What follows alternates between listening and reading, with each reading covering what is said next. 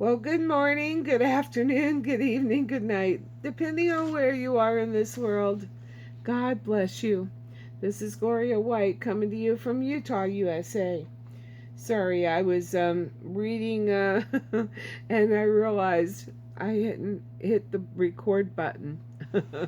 So we're going to start in Isaiah chapter 34, and we are in Halley's Bible Handbook. God's wrath on the nations.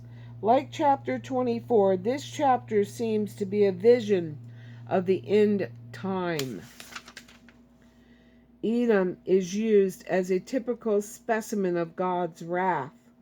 Once populous and fertile, it is now one of the most desolate lands on earth, inhabited mainly by noxious beasts, birds, and reptiles. And that's in verses 10 through 15. See under Obadiah chapter 16 and 17. Isaiah's challenge to future ages to note his words about Edom. Now we're going to go to the King James Version of the Holy Bible, and there we're going to read chapter 34. Come near, ye nations, to hear, and hearken, ye people.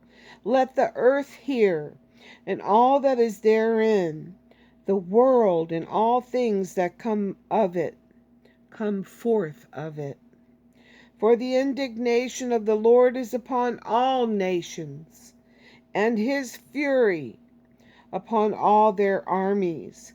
He hath utterly destroyed them. He hath delivered them to the slaughter. Their slain also shall be cast out, and their stink shall come up out of their carcasses, and the mountains shall be melted with their blood, and all the host of heaven shall be dissolved, and the heavens shall be rolled together as a scroll, and all their hosts shall fall down, as the leaf falleth off from the vine, and as a falling fig from the fig tree. For my word shall be bathed in heaven. Behold, it shall come down upon Edomia, and upon the people of my curse, to judgment. The sword of the Lord is filled with blood. It is made fat with fatness, and with the blood of lambs and goats, with the fat of the kidneys of rams. For the Lord hath sacrifice in Basra, and a great slaughter in the land of Edomia. And the unicorns, or the wild ox, shall come down with them, and the bullocks with the bulls, and their land shall be soaked with blood, and their dust made fat with fatness. For it is the day of the Lord's vengeance, and the year of recompenses for the controversy of Zion. And the streams thereof shall be turned into pitch, tar, and the dust thereof into brimstone, and the land thereof shall become burning pitch. It shall not be quenched night nor day. The smoke thereof shall go up forever, from generation to generation. It shall lie waste. None shall pass through it forever and ever. But the cormorant and the bittern shall possess it, and the owl also, and the raven shall dwell in it, and he shall stretch out upon it the line of confusion and the stones of emptiness. They shall call the nobles thereof to the kingdom, but none shall be there, and all their princes shall be nothing.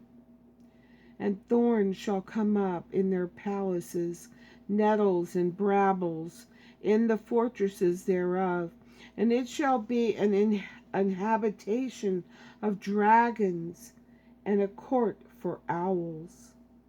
The wild beast of the desert shall also meet with the wild beast of the island, and the satyr shall cry to his fellow. The screech owl also shall rest there, and find herself a place of rest. There shall the great owl make her nest, and lay and hatch, and gather under her shadow. There shall the vultures also be gathered, every one with her mate. There's going to be a lot of people murdered, and their bodies will be being consumed by these wild animals and birds. Birds of prey, vultures. Seek ye out of the book of the Lord, and read. No one of these shall fail. No one of these shall fail. None shall want her mate. For my mouth it hath commanded, and his spirit it hath gathered them. And he hath cast the lot for them, and his hand hath divided it unto them by line, or with a measuring line. They shall possess it forever. From generation to generation shall they dwell therein. And what was the measuring line used for? To measure the temple. To measure the temple of God. Remember, the Gentiles will be on the outside, and that's not the Gentiles who have converted to Christian, to believers of Christ. It's talking about those that have not accepted Christ. Those nations, the godless ones, the ones with the false gods. That's the ones they're talking about. Be careful, fall it down around any of them, or get caught, around any of them. Bless every food that you eat before you eat it.